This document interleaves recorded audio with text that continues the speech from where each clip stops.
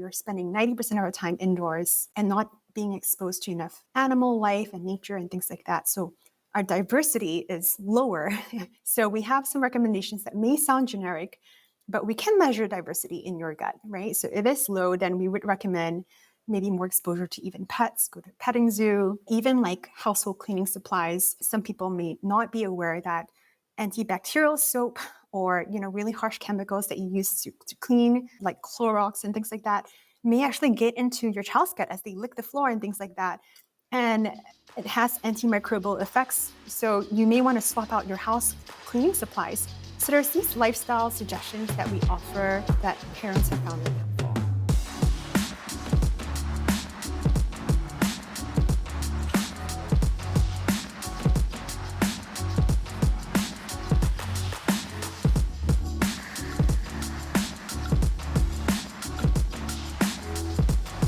Welcome back to the Fitt Insider Podcast. I'm your host, Joe Veneri. Today I'm joined by Cheryl Suhoy, founder and CEO of Tiny Health. In this episode, we discuss the company's microbiome test for babies. Cheryl explains how gut health impacts infant well-being, their immune system, and chronic disease risk. Plus, we talk about democratizing health data, raising $13 million in funding, and building a comprehensive microbiome platform. Let's get into it. Today's episode is brought to you by EGYM. EGYM provides fitness and health facilities with smart workout solutions built on its ecosystem of hardware, software, and partners. But it's more than cool tech. Their connected training experience delivers business results while helping members reach their wellness goals. If you run a gym, health club, YMCA, or any kind of fitness facility, you should check them out. Visit egym.com to learn more. Hi, Cheryl. Welcome to Fitt Insider. Thanks for joining us. Hey, Joe. I'm excited to be here. Yeah, I think jumping right into it and maybe starting from the top, what do we and don't we know about a baby's microbiome? That's a big topic. Well, we talk a lot about gut microbiome or gut health. It's kind of a trendy term now. There's lots of supplement products for gut health, but where did you get your gut microbiome from? Well, turns out from your mom at birth. So some people may not know that, but the fetus is sterile in the womb, which means the fetus doesn't have a gut microbiome. So when they come out during labor, they are supposed to first get colonized by the mom's vaginal microbes, and then some fecal fluid. That's how they get mom's gut microbes. And then additionally through breastfeeding. Scientists don't know really how yet the mechanism, but the gut microbiome from the mom continues to transfer through breast milk to the infant's gut. So the acquisition of these initial microbes, which are mostly bacteria, it's pretty important for the first 1,000 days of life in terms of how these microbiome get acquired is really important for the child's immune system. And that's what I learned through my own experience with my two kids. Yeah, I think what's interesting about that is like potentially how much we don't know and how much we're still learning, which I think goes to both your personal journey and then starting Tiny Health. So with that, ultimately you alluded to it there, but like why Tiny Health? Like why this idea, why this problem, and how are you going about solving it? Yeah. So Tiny Health is the first ever at-home gut test for infants and also moms who are pregnant. And now we've been in business for about 2 years now. So we have gut health tests for older kids and adults as well, because dads also want to test. I was actually trying to tackle my own problem, a struggle that I experienced with my first child. Actually, she was C-section born. And around 6 months, she had eczema and food sensitivities, some initial food allergies from sesame. And then she also had developed a gluten and dairy intolerance. So we were really trying to figure out like what was the root cause of it, because you can get eczema creams from the doctor. And then again, I didn't want to prescribe or give her more steroids because I felt like it was solving the symptoms. But in my gut, no pun intended, I felt like there was a root cause sort of like effect. And that led to my research of, how the child acquires the microbiome, where it comes from, and why these microbes in the first 1,000 days is so crucial for their immune system. So when a baby gets eczema, this triad of allergies that starts with eczema, and they have a higher risk for food allergies and then asthma by age 6, and then hay fever as an adult. So technically there's a progression of allergic diseases. It means that your child is basically, their immune system is sort of haphazardly responding to a skin allergen or environmental respiratory allergen or a food allergen, right? A normal immune system should be tackling that, correctly and responding correctly. So that comes back to like early microbiome or immune system training is basically influenced by these microbiome that the child acquires, because the baby is actually born without an immune system at birth, and these bugs are actually training their immune system.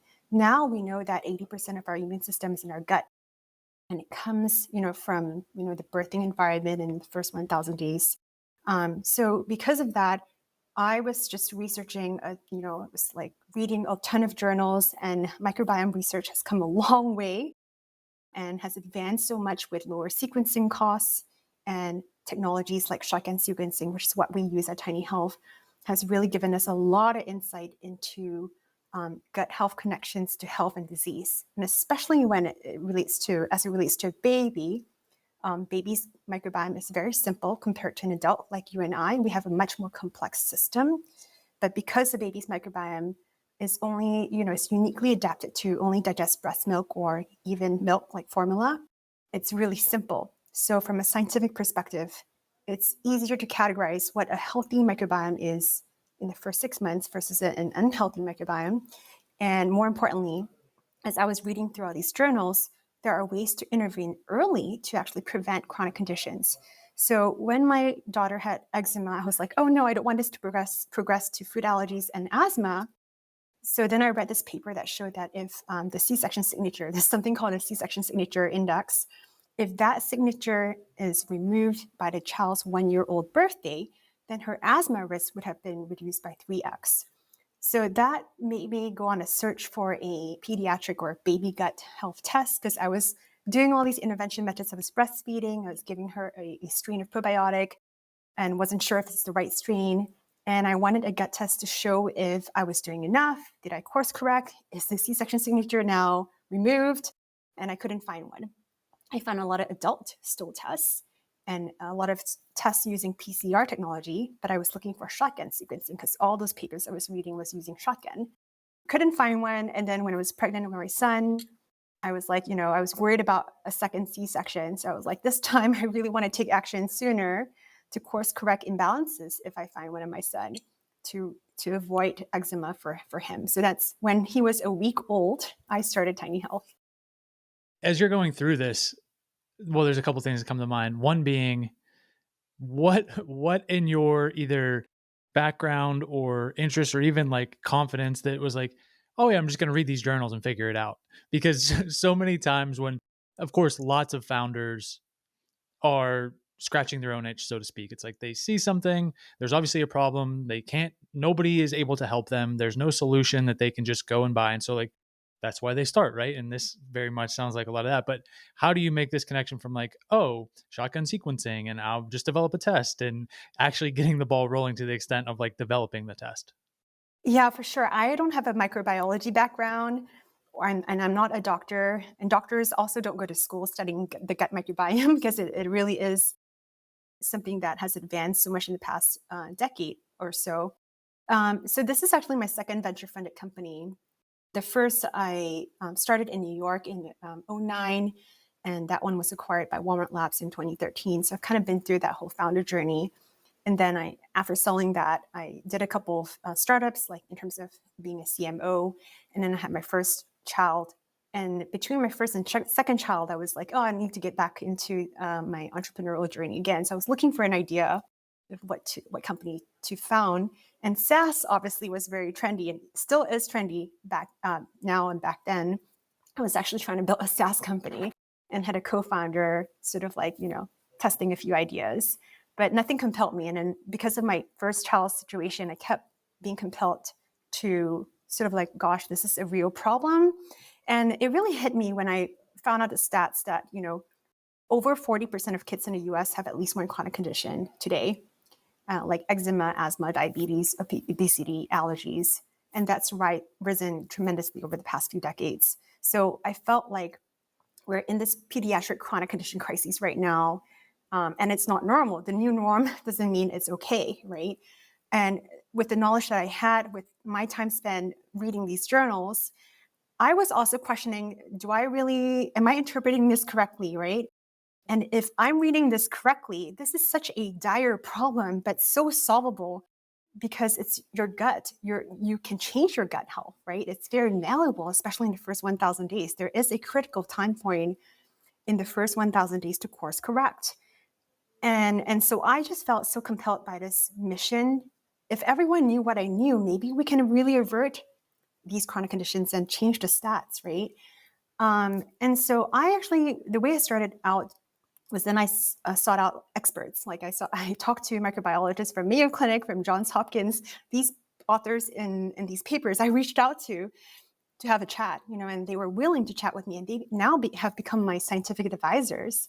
And that was what gave me the confidence to start the company, because I had, kind of confirmed what I've read with them. They gave me some resources. So I even took a PhD level course online on gut microbiome sequencing to learn about the differences in the sequencing techniques, to then be confident, all right, this is the test I'm going to start. There's a huge market opportunity. It's a real problem to solve. And here is how I'm going to pick the right technology with these advisors. And so that's really how I got started. Yeah, that's getting into when the willingness of people to, well, first you to reach out and seek out the experts in this, and then take a course on this. Was there pushback? Were they receptive to this idea? Was there any sense of, well, why isn't anybody doing this already? Or what kind of, either if they challenged you, or if they questioned it, or if they pushed you to do it or not to do it, what was that kind of those conversations like? Yeah, I did. I think I spent about 6 months, if not more, kind of on this journey of like discovery, right? Is there an existing product? Is science ready for this product? I think more so, let me think, like the pushback was more in like this common criticism in the gut microbiome that, oh, there's no one common universal healthy microbiome, right? Now that statement may be true for adults, because I mentioned in in our microbiomes, if we sequence using a tiny health test now, we may find 300 to 500 species and maybe more strains. And that's pretty complex at that point. Now, a baby, like in the first 6 months, may have 10 only or 20.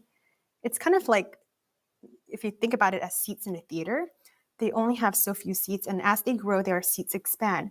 So what inhabits the first 10 seats and then 20 and then 50 really matters. If it's not beneficial protective bacteria, then it may be pathogenic bacteria, inflammatory bacteria. So now when an infant starts solids at 6 months and then enters daycare, maybe, 18 months, 2 years old, they're exposed to a variety of microbes. When that diversity increases, that's when it gets a little bit more blurry in terms of like, what is truly healthy.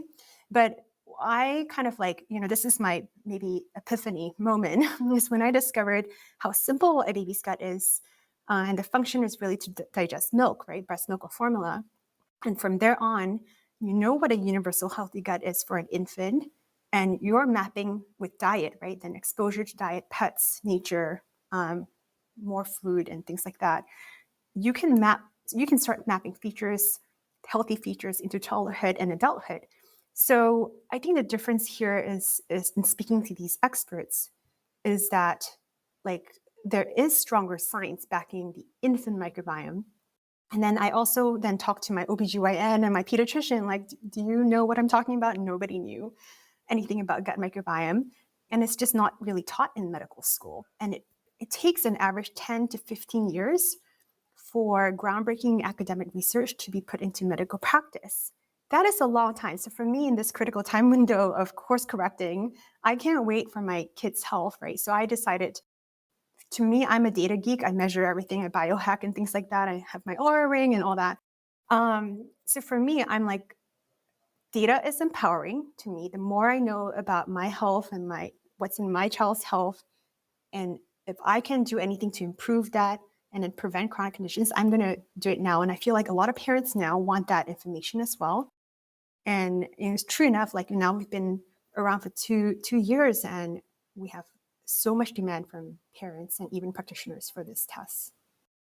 Yeah, I think overall the shift towards democratizing access to data and then people taking agency over their health.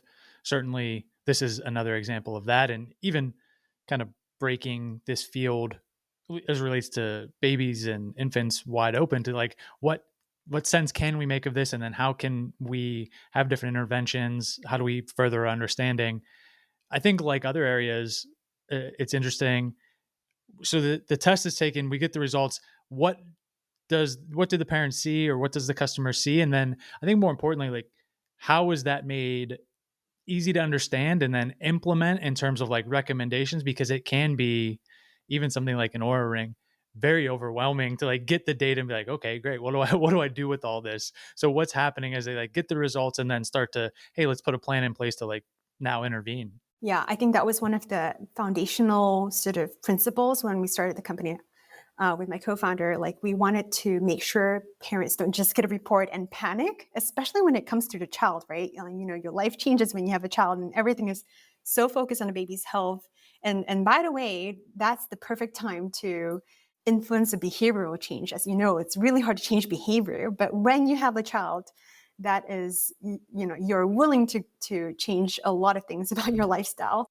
So we wanted to really have the sense of empowerment for parents that when you get the data, you know exactly what is in balance, if there is, and what you can do about it. So then we have a personalized action plan that's very evidence-based, from recommending you things that you can do from a dietary or nutrition perspective according to age. So if your infant is only like 3 months old, we do see very beneficial restoration with breast milk.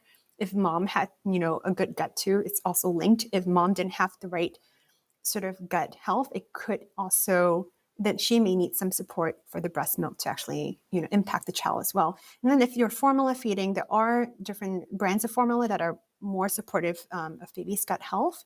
So we do recommend those. And then as the baby grows older and eats different diets, we do recommend dietary advice. So we have the diet section, we have the supplement section, which is really popular, even though from Tiny Health's perspective, we don't think everyone needs a probiotic. But, a lot of, obviously, if as a gut health test, everyone's like, which probiotic should I take? Sometimes you don't need it, right? And what's important here is that we do recommend brands, but it's not about the brand, it's more about the strain.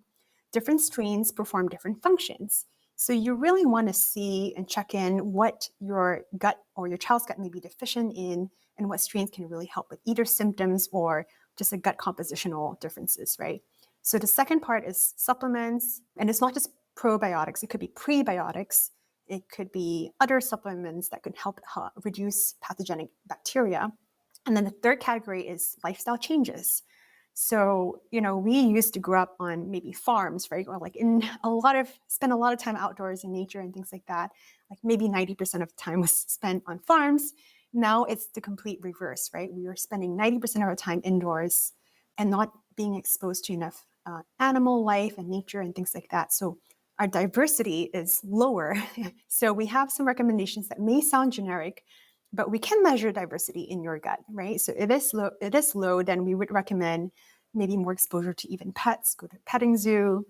But even like household cleaning supplies, some people may not be aware that antibacterial soap or, really harsh chemicals that you use to clean your household and your baby's environment, like Clorox and things like that, may actually get into your child's gut as they lick the floor and things like that.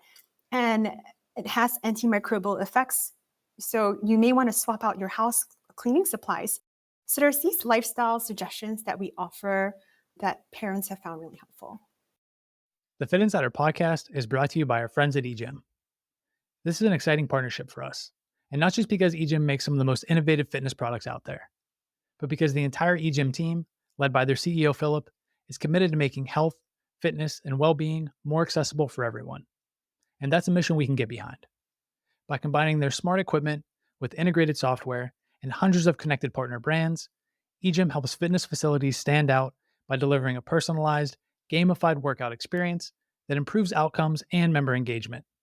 So if you're a gym or health club operator thinking about how to best serve your members while driving business results, go see what EGYM is up to at egym.com. Earlier, you kind of mentioned it's not clear maybe, or there's not agreement on what is like a good gut or good gut health or correct. I forget how you phrased it, but Healthy microbiome, universal healthy microbiome. sure. Yeah. Much more succinct. So in terms of these tests and like the personalization of it, are we kind of correcting to a baseline or moving directionally like better in terms of improvements? How do you gauge this kind of, is it getting better? Is it getting worse over time? Yeah, that's a great question. So a lot of people like want a score. Just tell me, am I like 72 or a 91 or whatever, A or B? We don't have that, although we are really trying hard like to figure out like how do I, tell you your score. It really is, there are features of a healthy microbiome is what I'm trying to say, right? Especially in an infant, it's quite clear. I think I would say an infant in the first year, there is more categorically this type is type 1A and 2A are the best microbiomes. And ideally, you're not 3, 4, 5, 6, 7. There's 7 archetypes we call baby gut types. But as the infant grows older, beyond 1 year of age, we categorize the report into do you have this category of beneficial bacteria? Do you have these beneficial bacteria in sufficient amounts? Do you have high levels of disruptive bacteria like E. coli or their cousin Klebsiella? And then you have like the leaky gut indicator, like the gut inflammation stuff. Is your gut lining being protected by these microbes like Argamentia that helps replenish the mucus in the gut lining that keeps it strong? And do you have enough hydrogens or do you have too much hydrogen sulfide producing bacteria that can also harm the gut lining? So things like that. So I would say there's more like features of the gut that we measure and we tell you. So each like sort of metric, there's a reference range that we built at first based off of reference data. So publicly available data sets that you may find in those journals I was reading. Where we can, we've taken that data, if they're clean and good data. And that was what we started with. Tiny Health started with a reference range of 3,000 baby data, mom and baby data sets in the first year. Now it's been like a year and a half, we were at about 25,000 families sampling with us. Now we're probably closer to maybe 30,000 and growing 25% month over month.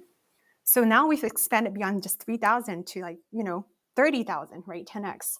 So we're improving on that reference range in every single specific age. We're the only gut test in the market that changes with age because a 2-year-old's gut is going to look very different from an 8-month-old who's been exposed to solids, and from a 2-year-old, from a 5-year-old, and from us, right? Like you look young, you might be in your 30s. So and then like an older gut, looks different too. So we're the only microbiome test that really changes with age in terms of the reference range. Yeah, I think that's important and interesting too, because now you get to, again, back to this, what is a universal healthy microbiome? Like maybe we don't know for everybody, but we certainly have a good understanding within these ranges. And as that data set continues to evolve. With that, I wanted to ask about kind of timing and frequency. You mentioned having it for the family, so mom and dad, as well as the baby. Is this, we take when mom's pregnant and then after as well? And how many times is the baby testing and retesting? What is either recommended or common as you're starting to see, the overall customer base scale up?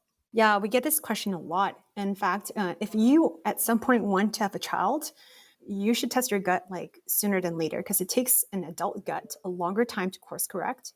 Infant could take a month, or even 2 weeks to course correct. It's really malleable.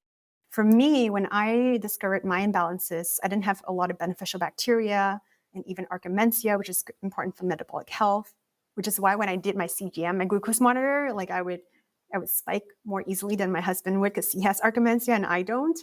So there are these things that I'm like, oh, shit, I should try to improve. And it took me between 6 to 9 months of really regimented dietary and supplement changes to influence my gut. And it did improve.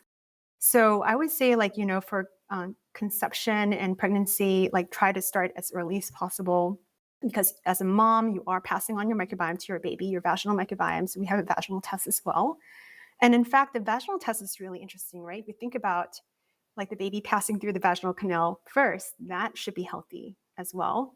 There are also connections between a less healthy vaginal state with IVF failure, which is somewhat of a proxy for fertility. So huge kind of market there with, increasing fertility issues in our community now, right? So, I think that you may learn some clues during your vaginal tests as well as your gut tests.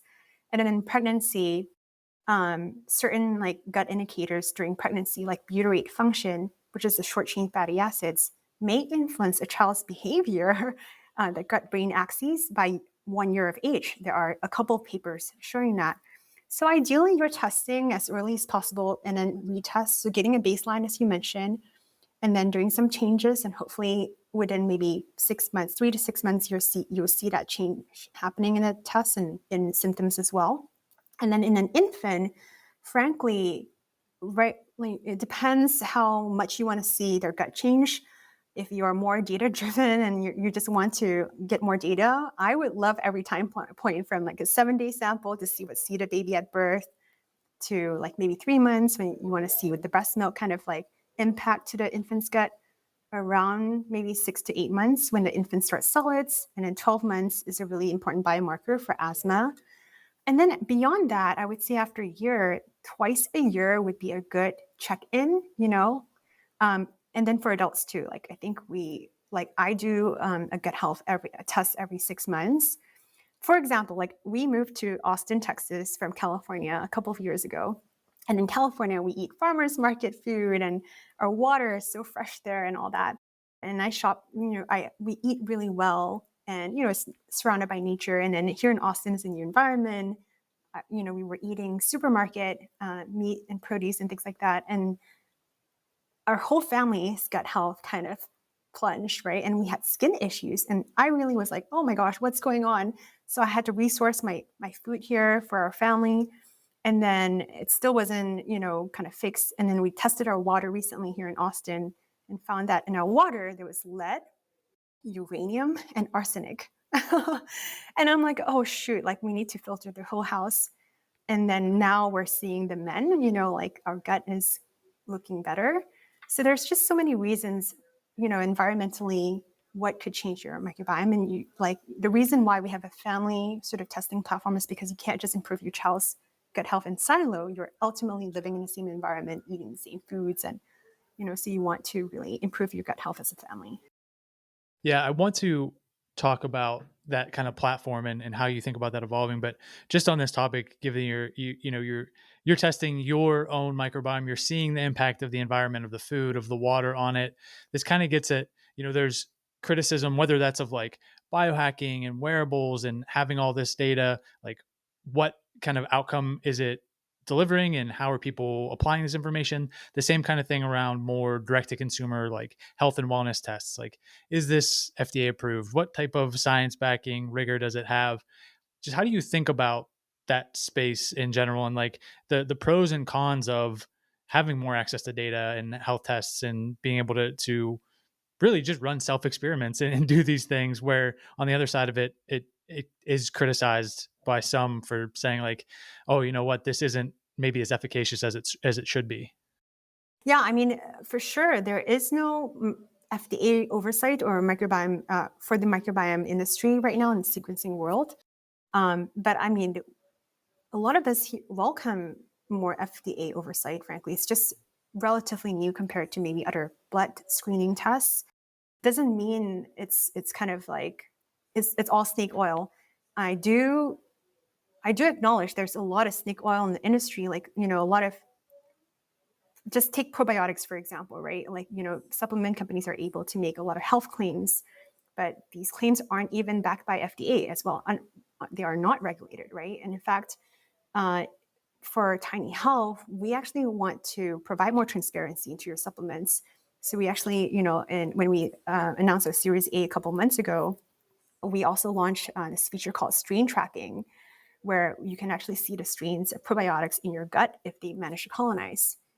So for example, this mom was taking seed probiotics, and she gave her infant Avivo, which is another brand. And Avivo has EBC001, or Bifidobacteria infantis EBC001 as the strain. And I think it was like a Bifido strain from seed. We saw those two strains colonizing her infant's gut, which is really cool. So you literally see the brand names popping up. So, and we also did a lot of like internal analysis when we took the 10 most popular probiotics in the market and sequenced them. In a way, like 7 out of 10 didn't really have the strains they marketed or reported, right? So it's like we don't recommend those products because we can see if something is working or not. So in a way, we're trying to actually provide more transparency into the market. And as far as like, how do we know this is actually backed by science? I would urge people to look at, the science behind it. Like every recommendation in a dietary supplement and lifestyle part, and even the metrics and reference ranges are filled with citations. There's like hundreds, maybe at this point, thousands of citations within our reports. And like some customers have gone in and really read those papers, right? So we really try to back up everything that we say, just being aware that this is a wellness test. It's educational. It's not diagnostic, right? We're not prescribing medication or claiming that this can cure, your condition. But it's certainly because the microbiome is tied to so many, chronic conditions and so many immune-mediated issues, there is a link undeniably, right? So we're just kind of like, these papers are saying there's a link. We're showing you if you have those links in your gut and possible solutions, right? It's ultimately up to you if you want to take action. But to me, it's like, you just have to sort of like, ideally work with a practitioner who understands the gut microbiome, and of course, seek your practitioner's advice on anything. But ultimately, I think we really wanted to empower people with information and the fact that you can do something about it. So a lot of our parents come to us saying that their kids have eczema or allergies. Their immediate primary care maybe isn't, like, they're prescribing medication, right? And a lot of parents are aware there's always side effects to medication. How can I use food as medicine or other kind of means, like natural means or root cause means, to tackle my child's chronic condition? And so we kind of fill in that gap in a way to, like, it's not meant to like be like, oh, don't talk to your doctor. It's more like work hand in hand with your practitioner to like get to the root cause of issues. Yeah, I always think it's interesting, obviously the opportunity and the need and the information that, whether it's tests or wearables or data or, you're paying to get your own scans and diagnostics, like beyond what your doctor is willing to give you. It's like, it's criticized like, oh, it's not from the doctor. It's not this, it's not backed by the FDA.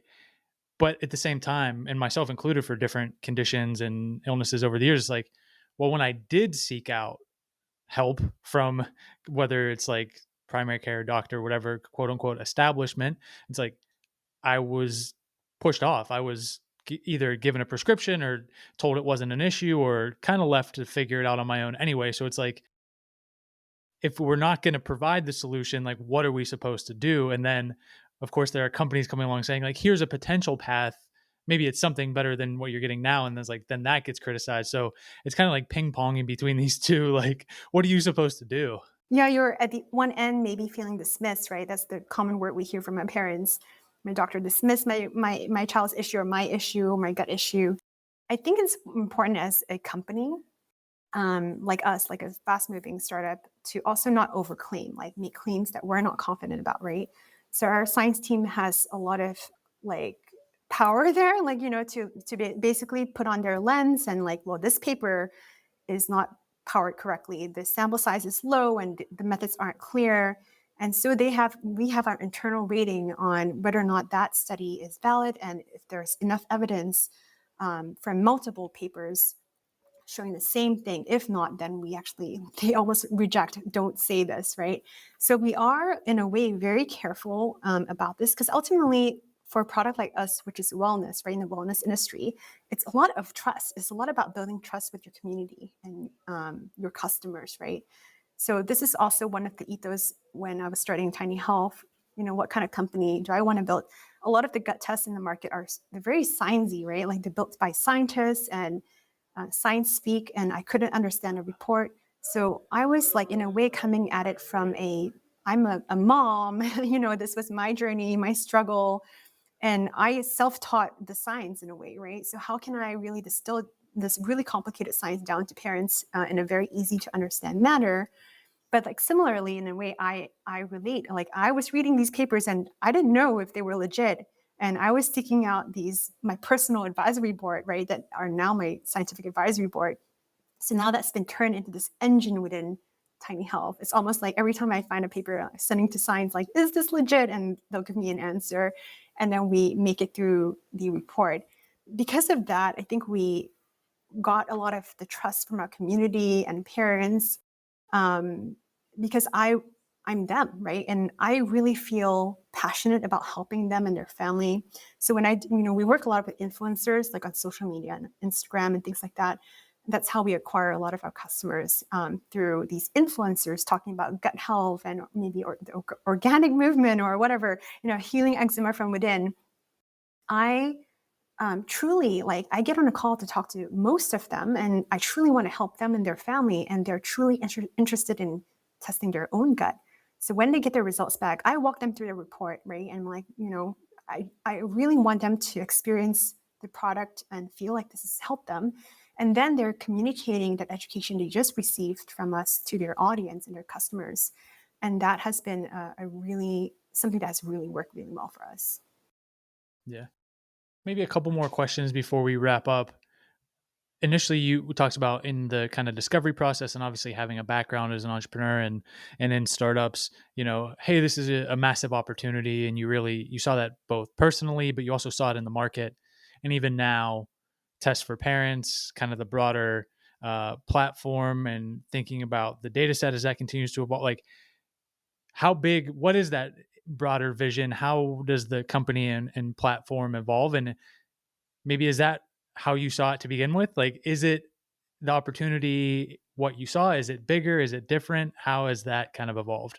Yeah, for sure. I mean, from day one, we saw this as an opportunity to build a huge database of really important information on longitudinal data on the infant gut, the mom and baby connection, right? So, like, I mentioned a little bit about infertility or fertility and the gut and vaginal connections. So, kind of like we have this whole ideally journey and then health data with it. So really then leveraging this for really future diagnostics. Again, we're not diagnostic right now, we're wellness, but one day somebody will have enough data to work with the FDA on something more like, if your child is lacking this XYZ bacteria, then they're at a higher risk for eczema. Right now it's there's very strong data, right? So we're working towards that.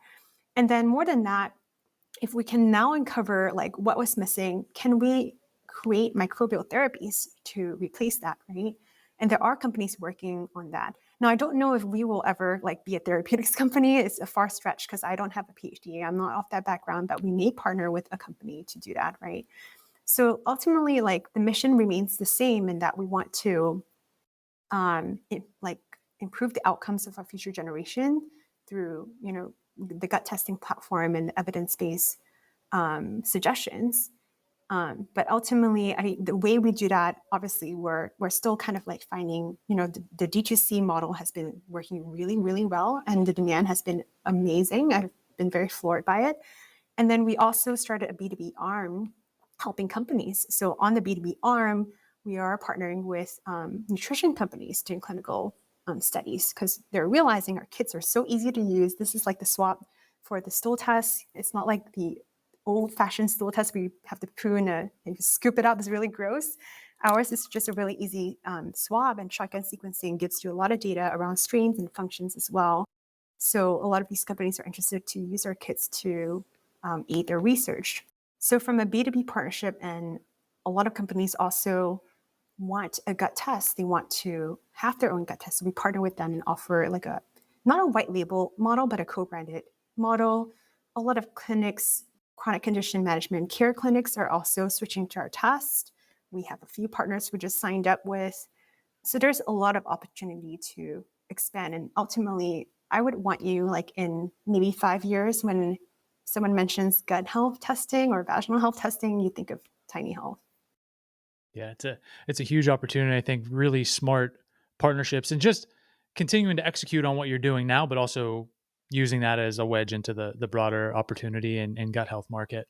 Um, you mentioned earlier you recently raised the Series A, obviously continuing to grow. Is there anything that we should look out for? You're excited about coming down the roadmap? Yeah, we just closed 8.5 mil a couple of months ago. Really excited about that, especially in this funding environment. We are coming up with a lot of interesting features. I mentioned the stream tracking. Um, maybe what's like exciting in the horizon, and I don't want to make promises, but everyone has been asking for a pet microbiome test because they have dogs in the family and it's an extension of the family. And when you see your dogs licking or cats licking your baby, like, are you exchanging microbiome? The answer is yes, right? And what impact does it have on health? It's something that we're looking into. So you may see that pop up in 2025. Yeah, a lot going on. For folks who are interested, I think a lot of listeners potentially, whether it's the partnership front or for the test themselves, where should they learn more? Just the website, social, what's the best place? Yeah, on the kit itself, it's tinyhealth.com. We do have the B2B website up, which is powered by tiny.com. And then, of course, on Instagram, I'm very responsive there too. So if you want to ever ping me, DM me at tiny.health on Instagram. Perfect. We definitely encourage folks to check you out there. We'll link everything up so they can find it easily. But thank you so much for joining us. It was a fantastic conversation. Thank you, Joe. I had fun. One more thing before you head out, help us spread the word.